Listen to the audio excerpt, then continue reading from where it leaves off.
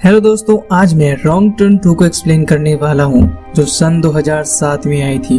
अब इससे पहले कि मैं रॉन्ग टर्न 2 को एक्सप्लेन करूं, रॉन्ग टर्न 1 को जरूर देख लेना। तो दोस्तों, हमने देखा था कि रॉन्ग टर्न 1 के आखिरी में 3 फिंगर बच गया था, इसीलिए अब इस मूवी में हमें 3 फिंगर नजर आने वाला है, जो अपनी फैमिली मेंबर के साथ मिलकर फिर से खून का खेल खेलने वाला है। So let's explain this movie की शुरुआत में हम किम्बरली नाम की एक लड़की को देखते हैं, जो एक रियलिटी शो की कंटेस्टेंट है और अब वो अपने नए प्रोजेक्ट की शूटिंग के लिए वेस्ट वर्जीनिया के जंगलों से होकर जा रही है। ड्राइविंग करते हुए वो फोन पर अपने मैनेजर से बात कर रही थी। कुछ दूर आगे जाकर जंगल के बीच में किम्बरली को 2 रास्ते मिलते हैं। किम्बरली का मैनेजर उसे पुराने पेपर मिल वाले रास्ते से होकर जाने को बोलता है। इसके बाद किम्बरली जैसे ही उस रास्ते पर आगे बढ़ती है तो उसके फोन से नेटवर्क चला जाता है और उसकी कॉल कट हो जाती है। किम्बरली जब अपना फोन चेक करने के लिए नीचे झुकती है, तभी अचानक से उसके सामने एक आदमी आ जाता है और किम्बरली की कार उसको हिट कर देती है। अब किम्बरली बहुत ज्यादा घबरा जाती है और प्रे करती है कि वो आदमी मरा ना हो।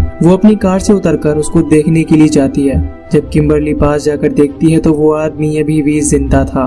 वो उस आदमी की हेल्प करने की कोशिश करती है, मगर वो आदमी एक म्यूटेंट था, यानी कि एक ऐसा आदमी जिसकी बॉडी केमिकल रेडिएशन की वजह से डिस्टॉर्टेड हो गई हो। खैर, ये म्यूटेंट किम्बरली को पकड़कर उसके निचले होठ को काटकर अलग कर देता है, जिससे किम्बरली दर्द में छटपटाने लगती है। अब वो अपनी जान बचाने के लिए वहाँ से भागने की कोशिश करती है, मगर तभी यहाँ पर एक और म्यूटेंट आकर उसे पकड़ लेता है। ये म्यूटेंट 3 फिंगर था और ये किम्बरली को बिल्कुल सीधा खड़ा करके अपनी कुल्हाड़ी से उसकी बॉडी के 2 टुकड़े कर देता है और इसके बाद ये दोनों म्यूटेंट एक एक टुकड़े को घसीट कर यहाँ से ले जाते हैं। इसके बाद मूवी का सीन शिफ्ट होता है और हम डेल मर्फी को देखते हैं, जो यूएस मरीन का एक रिटायर्ड कर्नल है। ये वेस्ट वर्जीनिया के जंगल में द अपोकलिप्स अल्टीमेट सर्वाइवलिस्ट नाम के एक सर्वाइवल रियलिटी गेम शो को होस्ट कर रहा होता है। यहाँ पर हम माइकल नाम की एक लड़की को देखते हैं, जो इस शो का डायरेक्टर है और वही इस शो को डील कर रहा था। इन्होंने इस शो के लिए 6 कंटेस्टेंट को चुना है, इसमें से एक किम्बरली भी थी,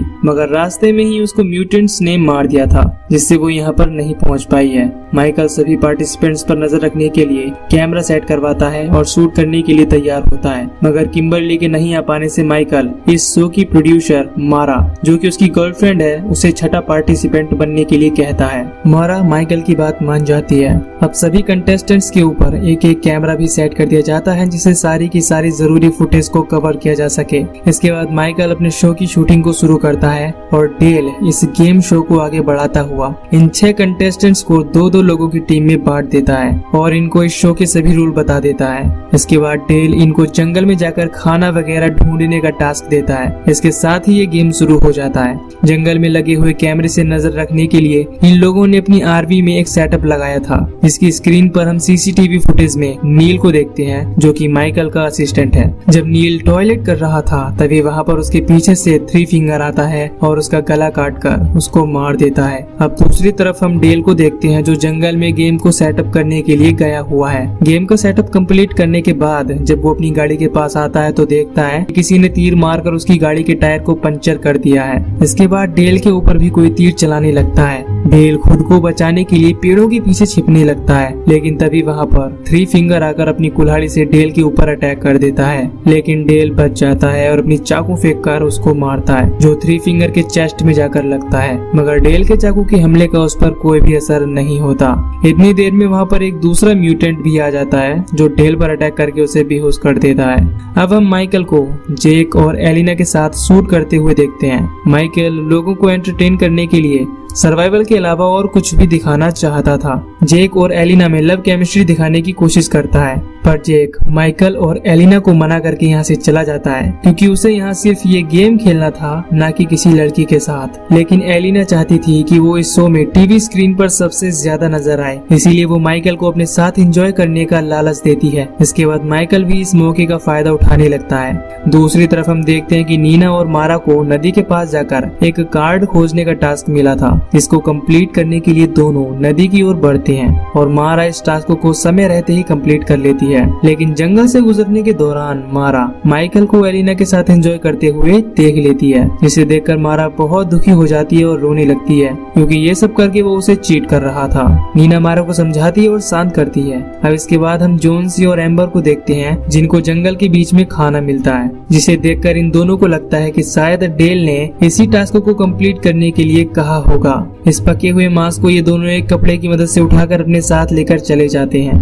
मूवी का सीन शिफ्ट होता है और हम डेल को देखते हैं, जिसको म्यूटेंट्स ने बांधकर उल्टा लटकाया हुआ है। दूसरी तरफ हम नीना और मारा को देखते हैं। इन दोनों को जंगल में एक केबिन मिलता है। इसके बाद ये दोनों सेल फोन खोजने के लिए अंदर जाती हैं। अंदर जाने के बाद इन दोनों को फोन तो नहीं मिलता, मगर ये दोनों वहाँ पर 4 म्यूटेंट्स पा, माँ, ब्रदर और सिस्टर की फोटो देखती हैं, जो बहुत ही खतरनाक और डरावनी थी। तभी इन दोनों को वहाँ पर किसी की चिल्लाने की आवाज सुनाई देती है। जब ये दोनों छुपकर अंदर झांकती है तो इनकी नजर माँ और सिस्टर पर पड़ती है। दरअसल माँ प्रेग्नेंट होती है, जिसको अब डिलीवरी पेन हो रहा था। सिस्टर माँ को वहीं पर एक टेबल पर लेटा देती है, जिसके कुछ देर बाद वो म्यूटेंट माँ एक बच्चे को जन्म देती है, जो देखने में बहुत ज्यादा डरावना और भयानक था। उस बच्चे को देखकर ये दोनों डर जाती हैं, लेकिन तभी सिस्टर इन दोनों को देख लेती है। ये दोनों वहाँ से भागकर खुद को एक रूम में बंद कर लेती हैं। अब म्यूटेंट सिस्टर यहाँ आकर दरवाजा तोड़ने लगती है, जिसके बाद ये दोनों दरवाजे पर एक बेड को लगा देती हैं। यहाँ से भागने का कोई रास्ता ना पाकर ये दोनों बहुत डर जाती हैं और घबरा जाती हैं।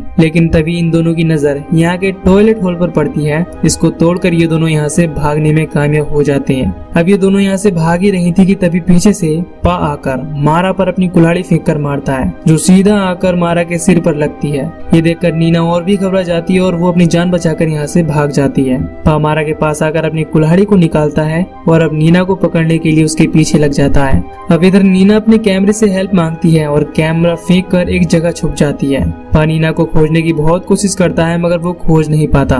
तभी यहाँ पर पा को लेने के लिए माँ एक गाड़ी लेकर आती है, जिसके ऊपर उसने मारा की लाश को बांधा था। वो मारा की उंगली को चबाकर दूर फेंकती है, जो नीना के पास जाकर गिरती है। इसे देखकर नीना और भी डर जाती है। पा और माँ के यहाँ से जाने के बाद नीना भी यहाँ से भाग जाती है। अब दूसरी ओर हम माइकल और एलिना को देखते हैं। माइकल एलिना के साथ एंजॉय करने के बाद आरवी में चला जाता है, लेकिन वहीं झाड़ियों के पीछे छिपकर ब्रदर इनको देख रहा था और खुद ही एंजॉय कर रहा था। तभी यहाँ पर सिस्टर आती है और ब्रदर को इसके लिए मारने लगती है। तभी एलिना को झाड़ियों से आवाज आती है और वो अपने कपड़े पहनकर यहाँ से भागने की कोशिश करती है, लेकिन तभी सिस्टर एक चाकू को लेकर यहाँ आ जाती है और एलिना के ऊपर चाकू से कई वार करती है, जिससे एलिना की यही मौत हो जाती है। अब इसके बाद हम डेल को देखते हैं। इसको 3 फिंगर ने उल्टा लटकाया था और 3 फिंगर नील की गर्दन को काटकर डिनर तैयार कर रहा था।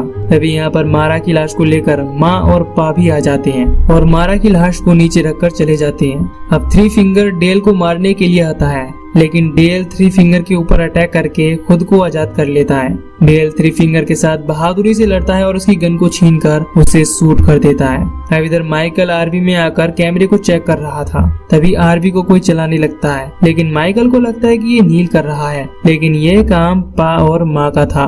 अब पा माइकल को मार मार कर जख्मी कर देता है और एक तीर को उसकी छाती के आर पार कर देता है। दूसरी तरफ हम जोन्सी, एम्बर और जेक को देखते हैं, जो खाने को एंजॉय कर रहे थे। तभी यहाँ पर नीना घबराई हुई आती है और इनसे कहती है कि कुछ लोगों ने मारा को मार दिया है और अब वो हमें भी मारने वाले हैं, इसलिए अब हमें यहाँ से जल्द चलना चाहिए। लेकिन जोन्सी को लगता है कि नीना एक्टिंग कर रही है, मगर तभी एम्बर की नजर मांस के ऊपर बने एक टैटू पर पड़ती है, जो किम्बरली की टांग पर बना हुआ था। अब ये तीनों समझ जाते हैं कि वो किम्बरली की टांग को खा रहे थे। बिना देरी किए ये सभी यहाँ से भागने लगते हैं और भागते हुए आरवी के पास आते हैं, मगर यहाँ पर आरवी को ना पाकर वो सभी अब अपनी जान बचाने के लिए पेपर मिल की तरफ भागने की सोचते हैं। दूसरी तरफ हम देखते हैं कि एक घर में डेल को एक बूढ़ा आदमी मिलता है, जिसको हमने मूवी के फर्स्ट पार्ट में देखा था, जो कि एक गैस स्टेशन का मालिक था। अब डेल यहाँ पर अपने जख्म पर टाका लगाने लगता है और ये बूढ़ा आदमी डेल को उन म्यूटेंट्स के बारे में बताता है कि 30 साल पहले पेपर मिल बंद होने के बाद वहाँ से निकलने वाले केमिकल के प्रभाव से एक फैमिली म्यूटेंट हो गई थी।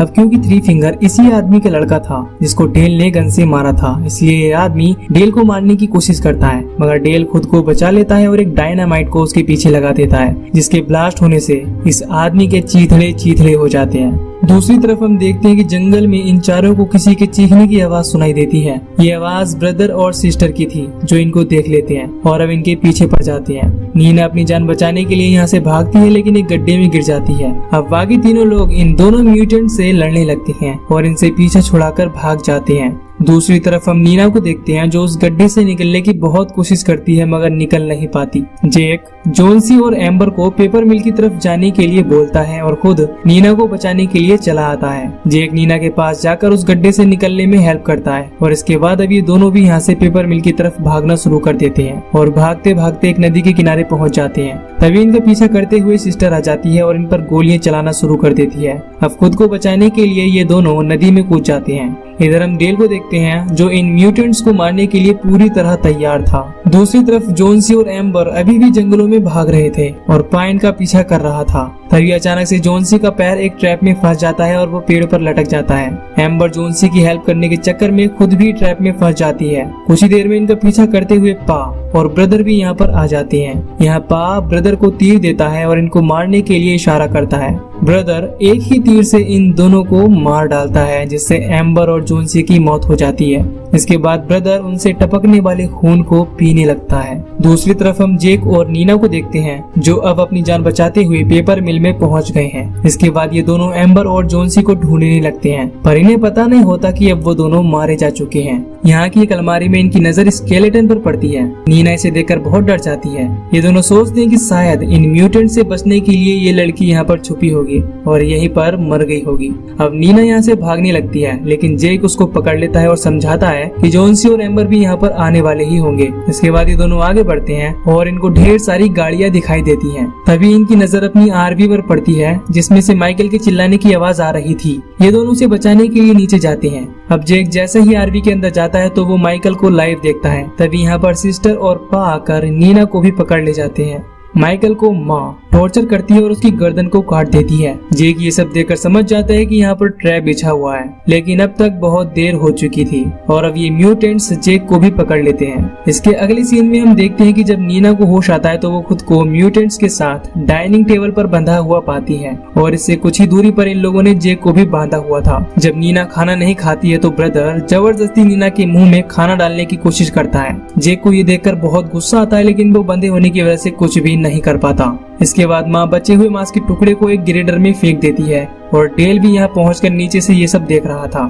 माँ के जाने के बाद डेल चुपके से ऊपर आता है, लेकिन इन लोगों को पता चल जाता है और ये डेल को ढूंढने लगते हैं। डेल अपने हाथ को थोड़ा सा काट कर खून को टपका कर एक जगह छुप जाता है। खून को देखकर ब्रदर और सिस्टर उसके पीछे आती हैं और मौका पाकर डेल ब्रदर के ऊपर डायनामाइट लगा देता है। इसके बाद ब्रदर मौत के डर से उछलने लगता है और सिस्टर उसे बचाने की कोशिश करती है, जिस वजह से ये दोनों ही डायनामाइट से फटकर मारे जाते हैं। अब डेल जेक और नीना के पास आता है और उनको आजाद कर देता है। तभी पा यहाँ आकर डेल को कई तीर मारकर घायल कर देता है। इसके बाद माँ भी एक धारदार हथियार को डेल के गर्दन पर फेंकती है, जो डेल की गर्दन से लिपट जाती है। इसके बाद इस हथियार से डेल का गला कटने लगता है और ब्लीडिंग शुरू हो जाती है, जिससे डेल तड़प तड़प कर मर जाता है। अब पा और माँ अपने बच्चों के टुकड़े देखकर बहुत ज्यादा गुस्से में आ जाते हैं। इधर नीना पेपर मिल से निकलकर बाहर आ जाती है, मगर पा और माँ जेक को पकड़कर ग्रेडर चालू करके उसमें डालने की कोशिश करते हैं। तभी नीना जेक की आवाज को सुनकर उसको बचाने के लिए अंदर आ जाती है और पा के गर्दन के मांस को मुंह से पकड़कर नोच देती है। इसके बाद जेक पा को ग्रेडर में धकेल देता है, जिससे पा का एक हाथ कट जाता है, लेकिन माँ आकर पा को बचा लेती है। तभी नीना एक लीवर को दबा देती है, जिससे एक लकड़ी का टुकड़ा आकर उन दोनों से टकरा जाता है और ये दोनों ग्रेडर के अंदर चले जाते हैं और देखते ही देखते इन दोनों का कीमा बन जाता है। और इस तरह जेक और नीना बच जाते हैं और किम्बरली की स्पोर्ट्स कार को लेकर यहाँ से निकल जाते हैं। लेकिन हम देखते हैं कि थ्री फिंगर वो अभी मरा नहीं है और जिंदा है, जो म्यूटेंट बेबी को फीड कर रहा है। और यहीं पर ये मूवी खत्म हो जाती है। तो दोस्तों हमने देखा कि पहली मूवी में दिखाया गया वो बूढ़ा आदमी इन सभी का पिता था और ये सभी जंगलों में आने जाने वाले लोगों को मारकर खाते थे। इसी तरह एक टीवी शो करने आए कई लोगों को इन्होंने मार दिया, पर डेल ने बड़ी होशियारी से थ्री फिंगर, उसके पिता, ब्रदर और सिस्टर को भी मार दिया था। पर बदकिस्मती से थ्री फिंगर आखिर में जिंदा बच जाता है। इसी के साथ जेक और नीना मिलकर पा और माँ को मार डालते हैं और जिंदा बच जाते हैं। तो इस तरह ये मूवी खत्म हो जाती है। अगर आपको ये एक्सप्लेनेशन पसंद आई हो तो वीडियो को लाइक और चैनल को सब्सक्राइब कर दो। बाकी मैं मिलूंगा आपसे न्यू वीडियो में। Till then take care, love you, bye bye.